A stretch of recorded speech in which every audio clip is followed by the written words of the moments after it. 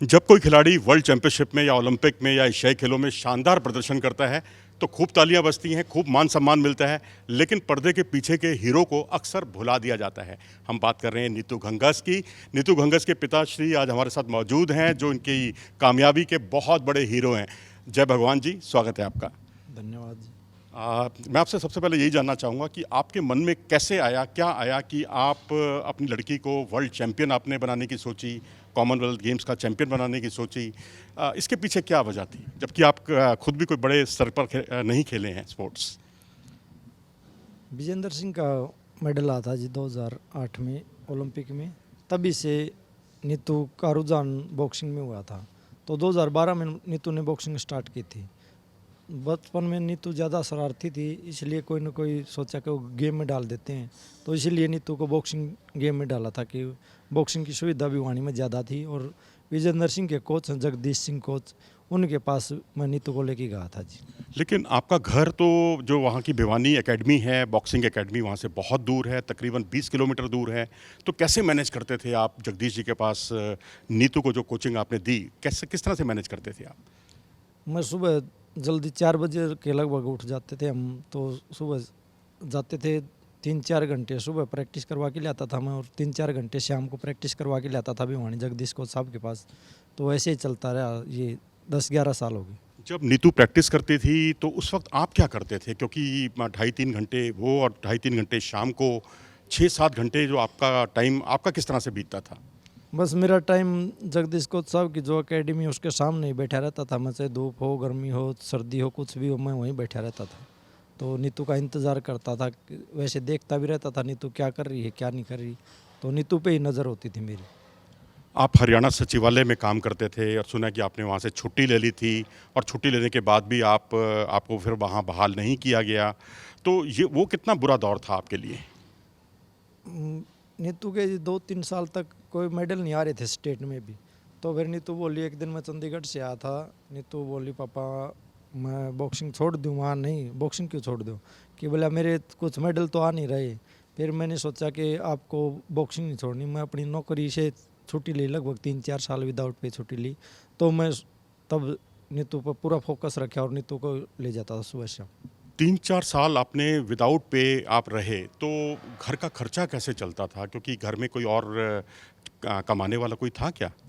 घर का खर्चा बस ऐसे ही था। मैंने लगभग 6 लाख के करीब लोन लिया था बैंक से। तो ऐसे ही लोन वगैरह लेके या उधार सुधार लेके ऐसे ही चलता था घर का खर्चा। मतलब बेटी को वर्ल्ड चैंपियन बनाने के लिए, बॉक्सिंग की तालीम देने के लिए आपने 6 लाख का लोन लिया। हाँ जी, मैंने 6 लाख का लोन लिया कि मेरे सपने थे कि एक दिन बेटी वर्ल्ड चैम्पियन बने।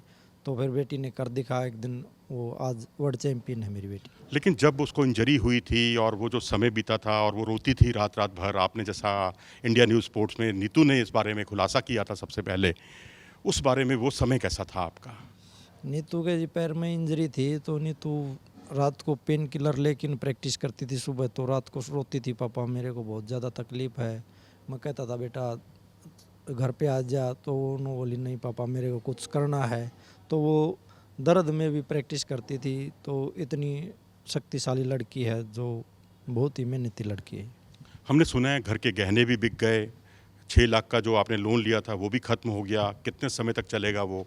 और उसके बाद अपने मित्रों से भी आपने लोन लेना शुरू कर दिया। कभी ऐसा भी लगा कि मित्र भी आपसे कन्नी काट रहे हैं या आपको मुश्किलें हो रही हैं घर का खर्च चलाने के लिए?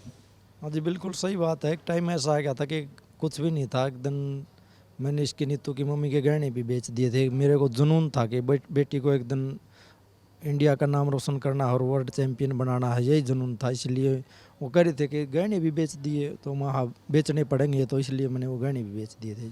चलिए, गहने भी बिक गए, लोन भी बढ़ता चला गया। उसके बाद जब लड़की का परफॉर्मेंस, नीतू का परफॉर्मेंस हरियाणा स्टेट लेवल पर, ओलंपिक तो बहुत बड़ी बात है, राज्य चैंपियनशिप में भी जब मेडल नहीं आया, तो उस वक्त दिल तो आपका बहुत दुखा होगा। बस दिल तो दुखता था। फिर मैं नीतू को नहीं बताता था। तो माँ सब कुछ हो जाएगा, मैं कभी पैसे की बात नीतू से नहीं करता था। मैं अपने आप ही एडजस्ट करता था पैसे वगैरह का। तो फिर नीतू ने 2017 में अपने गुवाहाटी में यूथ वर्ल्ड चैम्पियनशिप में गोल्ड मेडल जीता। फिर 2018 में गोल्ड मेडल जीता। तब सरकार से लगभग 30-35 लाख रुपए की सहायता मिली थी, तब सारा लोन चुका दिया था। 30-35 लाख रुपए का आपको जो इनामी राशि थी उससे आपका खर्चा चल रहा है, लेकिन इस दौरान जो आपका बेटा, छोटा बेटा जो शूटिंग करता है, निशानेबाजी, और आपकी जो दूसरी बेटी है वो भी अब पढ़ाई कर रही है, शिक्षा प्राप्त कर रही है, उनके लिए क्या उनका वक्त कैसे गुजरा, उनका उनका खर्चा कहाँ से निकल पाता था? क्या वो भी सब उधार और इन सब चीज़ों से? बस उस टाइम तो सारा ही उधार पे चलता था। ऐसे ही कहीं साथियों से ले लिया, कहीं बैंक से लोन ले लिया, बस कभी छोटी मोटी ज़मीन थी वो बेच दी, बस ऐसे ही चलता था। नीतू ने हमें बताया कि इंडिया न्यूज़ स्पोर्ट्स को बताया था एक एक्सक्लूसिव अपने इंटरव्यू में कि शुरू में वो बस में जाती थी, कई बार बस उसकी मिस हो जाती थी, पूरे घर में 100 रुपये भी नहीं होते थे घर का खर्च चलाने के लिए, और उसके बाद आपने बाइक खरीदी। बाइक आपने खरीदी और वो भी लोन पे ली होगी? बाइक भी खरीदी, पहले मेरे पास गाड़ी थी तो वो खर्चा नहीं चला था, फिर वो गाड़ी भी बेचनी पड़ गई थी, गाड़ी भी बेच दी थी, तो ऐसे ही लोन से ही चलता था सारा काम, लोन वगैरह लेके न कुछ ऐसे ही चलता था। फिर उसके बाद जो है कॉमनवेल्थ गेम्स आए, 2 बार इन्होंने गोल्ड मेडल जीता, जहाँ गई वहाँ स्वर्ण पदक जीता, स्टेंजा कप में स्वर्ण पदक जीता, ओलंपिक में अभी जाना है लेकिन वर्ल्ड चैंपियनशिप में उससे पहले इन्होंने अपनी मौजूदगी का एहसास कराया, स्वर्ण पदक हासिल किया, कॉमनवेल्थ गेम्स में स्वर्ण पदक हासिल किया। अब आपको लगता है कि आपका सपना पूरा होता हुआ नज़र आ रहा है, या अभी आपको लगता है कि अभी ओलंपिक अभी दूर है? हाँ जी, ये मेरे को लग रहा है कि अब लगभग नीतू ने सपना पूरा कर दिया है। अब तो ओलंपिक में गोल्ड की इच्छा है और नीतू जल्दी ही पूरा करेगी, अगर मौका मिला तो देश को गोल्ड मेडल देगी नीतू। लेकिन गोल्ड मेडल कैसे जीतेगी, क्योंकि उनका जो वेट है वो तो ओलंपिक में है ही नहीं। तो वहाँ निखत ज़रीन है जो कि 2 बार की वर्ल्ड चैंपियन है, क्या अपना वज़न बढ़ाकर निखत ज़रीन को चुनौती देंगी, उनको हराएंगी, या कुछ और है आपकी प्लानिंग? निखत जरीन भी बहुत अच्छी बॉक्सर है, तो अगर नीतू को ट्रायल का मौका दिखा दिया तो मेरे को लग रहा है कि नीतू निखत को हरा देगी, मेरे को लग रहा है, पक्का विश्वास है। तो ये आपका कॉन्फिडेंस बोल रहा है कि क्योंकि नीतू ने आपको कभी निराश नहीं किया, हमेशा स्वर्ण पदक नीतू ने हासिल किए जहाँ भी उन्हें मौका मिला। लेकिन अब सवाल यहाँ ये भी उठता है कि पहले जब इन्होंने हिस्सा लिया था जो आपने बताया ओलंपिक, यूथ ओलंपिक में, वहाँ ये लाइट फ्लाईवेट में उतरती थी। अब इन्होंने वज़न कम किया है, अगर वापस उसी वज़न में जाती हैं, क्योंकि अब तो हाई परफॉर्मेंस जो डायरेक्टर हैं उनका कहना है कि एशियाई खेलों में उन्होंने तो घोषणा कर दी है कि निखत ज़रीन जाएंगी, तो एशियाई खेलों का पदक भी वे कैसे हासिल कर पाएंगी, ओलंपिक तो दूर की बात है। बस जो फेडरेशन का जो फैसला होगा वो तो मान्य होगा, अगर जो फेडरेशन चाहेगी जिसको भेजेगी वो तो मानना ही पड़ेगा, क्योंकि उन्होंने देखना है कौन बढ़िया है कौन है। अगर ट्रायल का मौका मिला तो ज़रूर आजमाएंगे किस्मत, और ट्रायल में मेरे को लग रहा है कि नीतू बहुत अच्छा खेलेगी और निखत को हरा सकती है नीतू। तो क्या आपको लगता है कि ये 2024 के बाद 2028 का ओलंपिक भी आएगा और तब तक ये अपने वज़न को बढ़ाकर 54 किलोग्राम में भी आ सकती हैं, जो ओलंपिक वेट है, निखत अपने वज़न में हो, ये अपने वज़न में हो? क्योंकि मुझे याद है स्वीटी बुरा, आपको याद होगा, वो नेशनल गेम्स में पराजित हो गई थी लवलीना से, और यहाँ उन्होंने वज़न बदला, किस्मत बदली। तो आपको लगता है कि वज़न बदलने के साथ इनकी भी किस्मत बदलेगी और ये भी ओलंपिक का रास्ता इनके लिए खुलेगा? आगे तो अगर मौका मिलेगा तो वज़न भी बढ़ाना पड़ेगा, तो ओलंपिक के लिए वज़न भी बढ़ा लेगी नीतू, कोई दिक्कत नहीं है। अब कई मान सम्मान आपको हरियाणा सरकार के भी मिले, सेंट्रल गवर्नमेंट के भी मिले। अब आप अपनी श्रीमती जी के गहने आपने अब तक छुड़वा लिए हैं, उनको दोबारा से बनवा दिए हैं, या अभी बनवाने का कुछ प्लान कर रहे हैं, या आप भूल गए हैं उसको? अभी जल्दी से जल्दी नीतू की मम्मी के गहने बनवाएंगे, और जितने कहेगी उससे भी ज़्यादा बनवाएंगे, उसको खुश करेंगे। अब आपके दोनों बच्चे क्या कर रहे हैं? और एक बेटी है तमन्ना, छोटी बेटी है, वो MBBS कर रही है शिमला से, और छोटा बेटा है अक्षित कुमार, वो अपना शूटिंग कर रहा है 10 मीटर एयर पिस्टल।